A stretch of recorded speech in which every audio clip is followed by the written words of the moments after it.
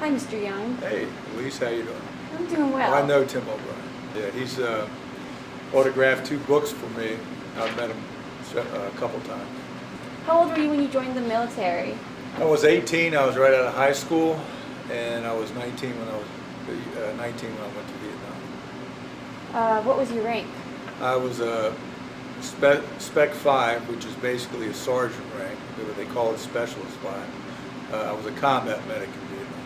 How did you join the military? Well, back then, if you were going to college, you were exempt or deferred from going to Vietnam. But I didn't have the grades or the money to go to college, so they were going to draft me, so I decided to go ahead and enlist and hopefully pick a safe career option in the military. But I ended up in one of the most dangerous, which is being a combat medic. Do you feel like you made an impact on people's lives doing that?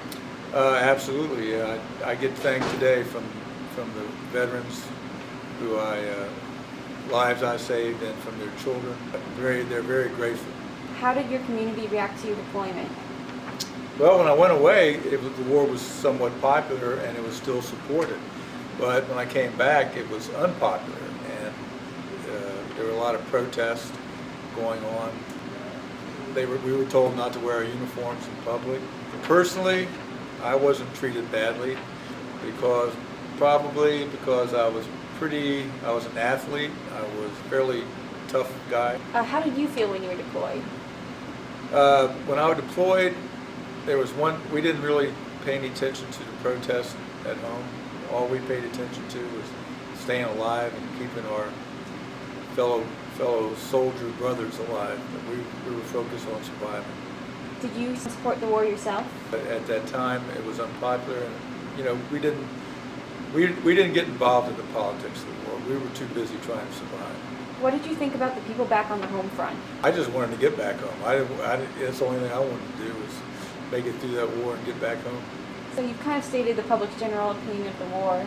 How did you feel about their feelings? Like, what was your opinion of their opinion? Okay, it saddened me because they did not realize how the personal sacrifices that these guys had made. I mean, many of them gave their lives. What did the home front do about the war?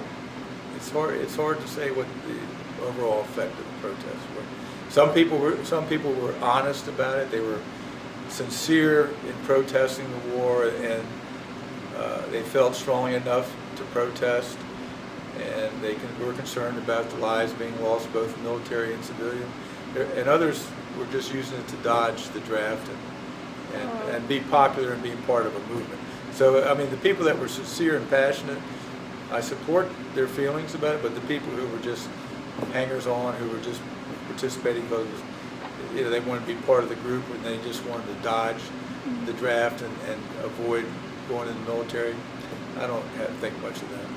But there was an era of anti-government, it was sort of anti-government era, anti-military era back then. Did you receive any benefits when you came home? Yeah, I went to college on the GI Bill, finished, got my degree in biology and master's degree in education. I got my education. They helped me buy a house with the veterans benefits.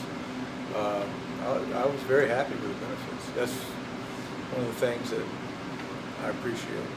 How did you return to normal life? It's like you become two people, and I don't want to, there's a part of me that came back and wanted to I call it getting back into my old skin, the person I was before I went to Vietnam, and then there was the person I was after I came back from Vietnam. You have two selves sometimes. I wanted to come back and just be the way I was before Vietnam, but I couldn't do that. I'll give you a good example. I would talk differently to my civilian friends about the war, but when I get with my combat buddies, it's a whole different conversation. So, I get back to being the combat veteran. Nothing more symbolic to me than the Vietnam Veterans Memorial at the wall down in D.C. I go down there and it's just like I feel at home. I don't know how to explain that. I feel at peace there, and I can remember the battles. I can remember the guys we lost. the friends I lost. I can remember that. At first, it was really emotional when I started going. It was built in 1982, but now I actually look forward to going down there because it's very peaceful for me to be there, contemplating.